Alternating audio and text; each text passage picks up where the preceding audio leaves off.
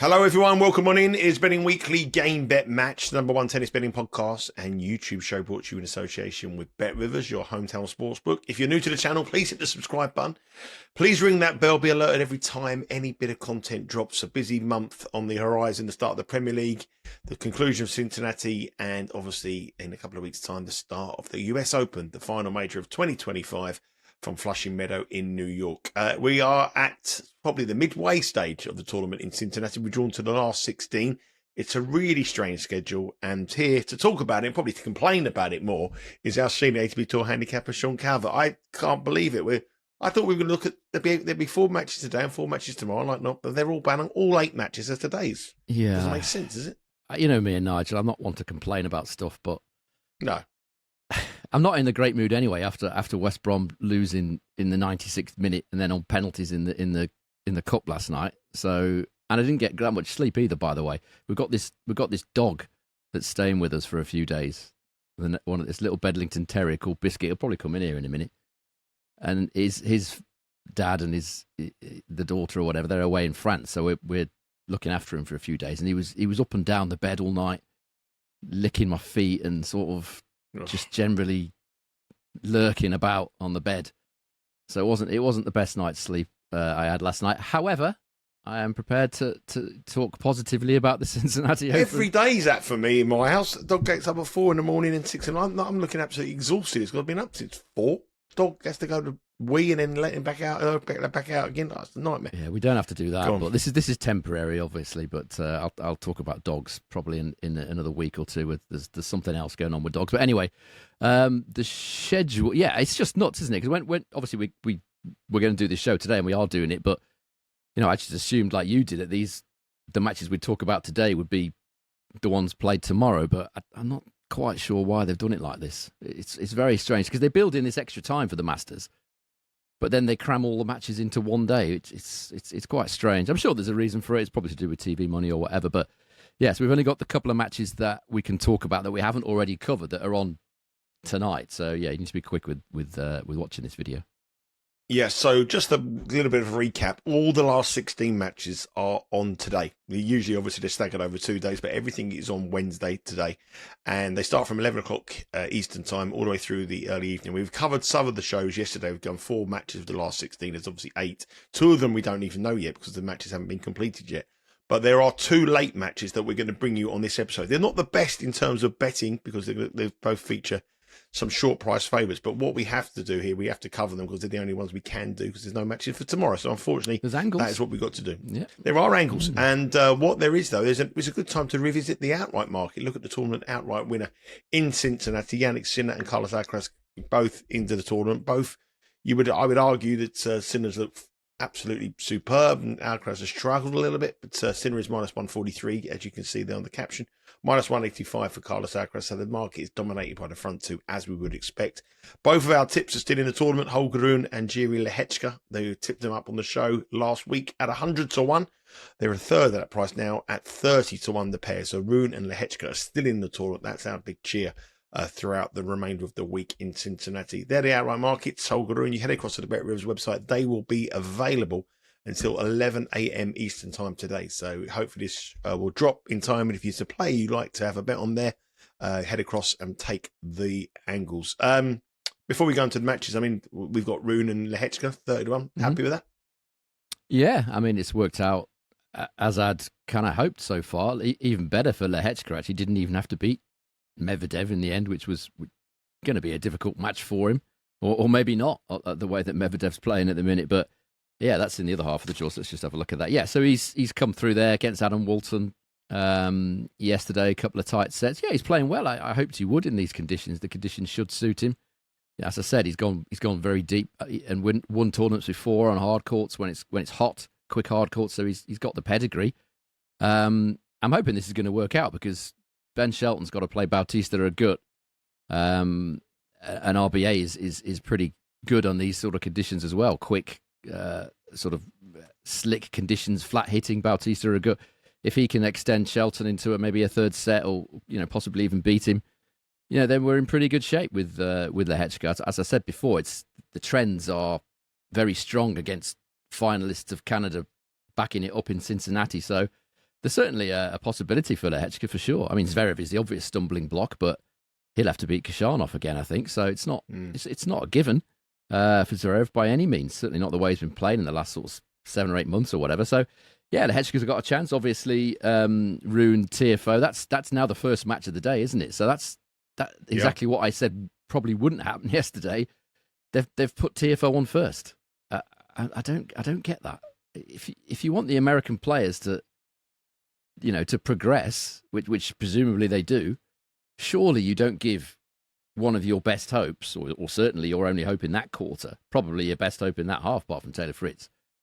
You don't put him on at a time when he said he absolutely hates it, and everybody knows that. And he went as far as to say, I hope this will be the night match.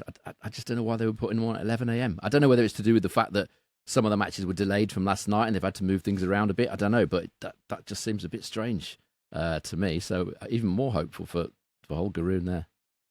Yeah, that match starts at 11:30 a.m. We always have an invested interest in that with Holger Rune on the outright market, but obviously that's a bit of a plus for us going into that match against the American Francis Tiafoe. Let's have a look at the 2 matches that we can look at. But before we go into the matches, Sean, the conditions, bit of rain around yesterday. Yep. We had weather delays. Looks like it's cleared up. I mean, the weather forecast I have here, it's going to be back to sort of hot, humid conditions all the way through to the rest of the week until the final. I don't know if you've got anything different to that, but it looks as though the rain that we had yesterday was just a blip for one day. Yeah, there was a bit of rain in the forecast, but it's just obviously there was high humidity there yesterday because of the rain. And the players were really struggling, weren't they? The 2 we're going to talk about in a minute. Oh, well, Comesana particularly, and the guy that he played, Riley Opelka, both really struggling in the heat. Men's 6 struggled in the heat, had to retire. It's pretty brutal out there. But as far as tonight is concerned, it looks all right, about 30. I say all right. It's about 30 degrees and probably feels like about 33. So it's hot, humid. But it doesn't look like there's going to be too many rain delays. Now, the first match we're going to discuss is Francesco Comesana, a big-time player that has done us a huge amount of favours here on this show, up against Andrey Rublev, the erratic Russian. Plus 350. Plus 350. 350 this afternoon is when the time of the match starts. It's almost plus 350. But it's plus 335 as far as Comesana. Been quite good to be plus 350, starting at plus 350. That would be good. Comesana's plus 335. Rublev is minus 455. The spread here is a rather high looking 5.5. The total is 22.5. We've got set bet and we've got total sets as well on the graphic, but there's a huge amount of markets available on the BetRivers website and on the app on this match. And if you do have a bet on the match, you'll be able to live stream this match this afternoon. They have met once before in the first round of Wimbledon last year, where Comesana beat Rublev 6-4, 5-7, 6-2, 7-6. Cashed on the overs and it cashed with the underdog. And I think, if I can remember rightly, we were on Comesana that day, weren't we? No, we were on in the match after when he played. We did bet him a few times. We had him to beat Ugo Humbert at the US Open a couple of months after. Well, I think I had him on the handicap actually, but he ended up winning that match. We were certainly on Comesana in the match after that against Adam Walton, because I remember it very well because I was there, and it was an 11 a.m. start, and I managed to cram myself into the corner of like court 11 or whatever it was, and I had to sit there because I was obviously on my own. I had to sit there for quite a long time. It went 5 sets in the end. I had to go out and go to the toilet and then kind of watch it sort of in a little corner outside where I could see the view. But by the bins. It wasn't far from the bins, actually. It was just the Wi-Fi. Just the other side of the Rose Garden, which is where the bins are. So yeah, near the bins. It wasn't too far from there. But yes, we've bet him quite a few times, and I'll probably talk about why in a second. Just a correction now. My eyesight's got a bit bad this morning. I thought it was 5. I've made it in a small little bit so I can see the other stuff, and I thought it was 5.5. It's 3.5. So the handicap is 3.5. Spread 3.5, and it's obviously a big favourite for Andrey Rublev minus the 3.5. If you want to move the ticker on the BetRivers website, you probably can get 5.5, but it's a little bit small for me to read this morning. What's your thoughts on this one? I mean, you wouldn't be betting Rublev at minus 455. Yeah, no chance. I mean, not the way he's been playing in recent times this season generally. Certainly not last 6 months. I mean, it's a difficult one, this, because of the fatigue factor. I mean, both these guys had long matches yesterday, 3 hour plus in the extreme heat and humidity. I mean, Comesana was struggling. Looked like he was throwing up from the side of the court at one stage, had the doctor out. Opelka, who he was playing, had issues as well. Had to save a bunch of match points. He was 4-1 down, I think, in the decider. Had to save some match points. It was delayed for a bit because of the rain, but it was still a brutal contest for Comesana. And he didn't look in the greatest of physical condition, but, these tennis players are extremely fit. He may well be all right today. We don't know. I mean, Rublev played longer, actually, 3.5 hours. I think they were on at roughly the same time, actually. Playing against Popper, and he had to come from a set down as well. Both of these guys had to come from a set down in that heat. That tells you a lot about the commitment. If you're talking about suitability to the tough conditions, I would fancy Rublev more in the heat. You wouldn't necessarily think that, Comesana being obviously South American, Rublev quite pale, kind of European sort of look. But he doesn't seem that bothered by the heat, Rublev. I don't know why. Just it didn't look that bothered by it yesterday, and Comesana most certainly did. So that would be a concern if I was betting Comesana on the money line after what happened yesterday. And Rublev should be very keen to win this. He lost to Comesana as a 1.03 minus 3,333 chance at Wimbledon. That's one of the biggest upsets of the year in terms of betting odds. And Comesana's done it, or he did it with his first serve, which I've said many, many times on this show is extremely underrated. It was the biggest shot that day. Hit 21 aces that day, Comesana, against 6 for Rublev. And it wasn't just the serve. I mean, he won it well, 103 to 97 in terms of service points won and return points won totals. Comesana won that match, so it wasn't a fluke. He beat him fair and square over 4 tough sets in quickish conditions on the grass. And talking about his serve a little bit more, this Cincinnati Comesana, 91% holds, 82% first serve points won, and 1.01 aces per game. If I said those stats and I didn't say the name Comesana, you'd probably think, I don't know, Mensick or Shelton or something like that. But Comesana's serve is a very big weapon that does go under the radar quite a bit. And Rublev, very similar stats as well, 93% holds in the couple of matches he's played here. 81% first serve points won. So very, very similar. And those serving stats suggest that set one overs is a kind of an obvious choice, really, in a way, given that we don't know how particularly Comesana is going to shape up with the effort that he put in yesterday and the sickness and stuff. So that's one obvious shout. That's a plus 188 chance of Bet Rivers over 10.5 games in set one. I'd also be tempted by Comesana over 9.5 player games as well, at minus 127 with Bet Rivers. I think that's interesting because, as I said, he beat Rublev fair and square. It wasn't a fluke at Wimbledon. Obviously, Rublev was perhaps a little bit surprised. You could perhaps argue that he wasn't taking it that seriously. Maybe he just thought, oh, yeah, this is Argentinian clay court. I'll knock this off. Maybe he thought that way, and I doubt he'd be that way again. But he's just not at his best this year, Rublev, at all. And he looks very short on the money line, minus, 455? Just, no, not for me.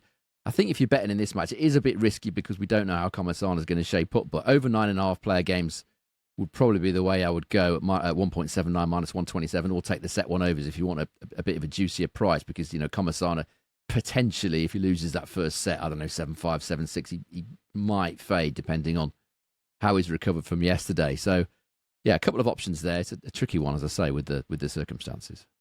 Yeah, we expect Comesana to make it quite fairly tight for the first set. Set one overs is a lean, and also Comesana total games for the whole match more than 9.5 to make it competitive against Andrey Rublev, who is a very, very heavy favourite at minus 455 with Bet Rivers. We move on to the night match. And this match is 7:30 p.m. I'm shocked this is the night match. Actually, obviously, we've got the Carlos Alcaraz factor, but it's from a betting point of view, it's not exactly the most competitive for night ticket holders. Carlos Alcaraz is minus 2,000. So you'll put $2,000 on to win 100 with Bet Rivers. Luca Nardi is his opponent. He's 9-1. Spread here is 6.5, and the total here is 18.5 games. Now that looks a little bit cheap for me. I mean, Alcaraz hasn't been having it easy. I think all the matches he's played he's struggled at some parts. Nardi obviously was very fortunate yesterday with Mensik retiring because of the weather. But he's also been very fortunate because he got actually beaten in qualification in Cincinnati by blocks, which he come through as a lucky loser in the tournament. So very fortunate to be this far. He's beaten Shapovalov, informed Shapovalov, 2-1 as well. So that's a good result for him. And when they last met, and the only time they met was actually this year in Doha, in probably what will be similar kind of conditions. And he did take a set off Alcaraz. Alcaraz eventually won it 6-3 in the third, but the match total games came in on overs on that one as well. And they were well over the 18.5 mark. So that might be a little bit of a way of looking at this one. The set betting is there. The total set's there. Obviously, there's loads of markets available on the BetRivers website, which you can get on the website or downloading the app. And yesterday, Carlos Alcaraz cashed for our newsletter pick. I gave...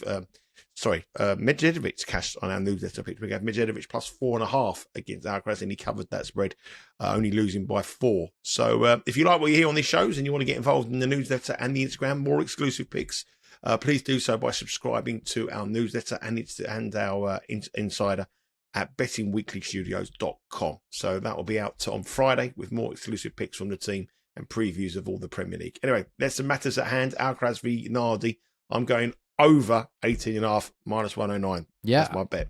I can see why you would do that. It's certainly something that I'll talk about the stats in a minute. Alcaraz not exactly one known for finishing matches off quickly, by and large. Anyway, the amount of times he goes long, it's certainly a good option.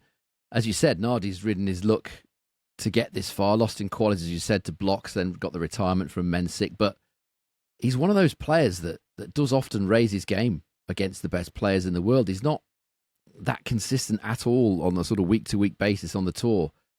But when he does get a chance against the best, he normally shows his best, which is a great trait for him. This reminds me quite a bit of his run that he had in Indian Wells last year, actually. He also lost to a Belgian in qualies then, which was David Goffin. And then as a lucky loser, he beat Xi Zhenjiang, and then he took out Novak Djokovic. So it's got like a very similar vibe to it. He also, as you said, took a set off Alcaraz in Doha earlier this year on a hard court. Perhaps not quite as quick conditions as here, but still a reasonable pace hard court. That might have been a night match, which potentially would have made it slower, but obviously so is this. So similar conditions. So he's not averse to having a real go against the elite players. Some players come in with a kind of already beaten attitude against a lot of these top guys. Nardi clearly doesn't do that. Alcaraz was a comfortable winner on the stats in Doha, 112-88 in terms of service points won and return points won totals. But yet again, he let a set slip away, and it was a bad one as well. He was 4-1 up in that set, the second set, Alcaraz against Nardi. Lost 5 games in a row. Ended up obviously having to go 3, and he does this a lot, Alcaraz. Just the sort of lack of concentration. He just goes a little bit missing for a little bit, and then he has to try and reel himself back in. It's not easy to do either once you've lost concentration to then get it back. He's had to do it a lot. I mean, 7 of his last 10 matches that he's played, Alcaraz, he's dropped at least 1 set.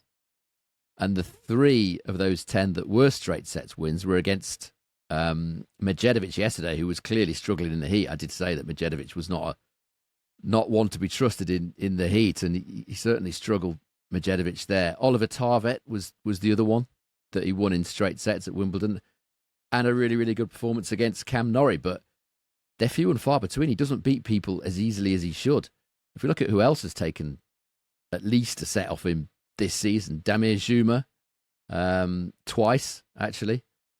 These are the last 10 matches that he's dropped a set. Damir Zuma, Struff, Fognini, Lehechka, Rublev, Fritz, and the other one's Yannick Sinner. Those have all taken sets in his last 10 matches. If we look at the others in 2025 that have taken sets off him, Munar, Marijan, Zuma again, Goffin, Van der Zandschulp, Borges. So he's not to be trusted, Alcaraz, against the lower ranked players. In years gone by, you would see Federer knocking these people off in straight sets. Very rarely would he go to a third against lower ranked opposition. Occasionally, but not anywhere near as often as Alcaraz does. As I said yesterday, Medvedev was a struggler in the heat and couldn't do much. So I'm not taking a great deal from that performance from Alcaraz. Only won 6-4, 6-4 against a guy that was struggling to really be competitive because of the heat. And Nardi, after the retirement that he got from Mensik. He said, and I quote, he said, "For sure, it's not how I want to win, but I was actually feeling very good. I was feeling the ball well and moving well on court, so I feel confident for the next round." So he's not going to just go, "Oh, it's Alcaraz. That's enough for me." He's going to have a go. I just think the line here that interested me the most out of all the markets that Bet Rivers put up was Nardi to win over 6.5 player games at -103. Mm-hmm. He's only got to win 7 games, and Alcaraz hasn't covered that line in any of his last 12 best of 3-set matches. The last time he did cover it was against Dusan Lajovic in Rome on the clay.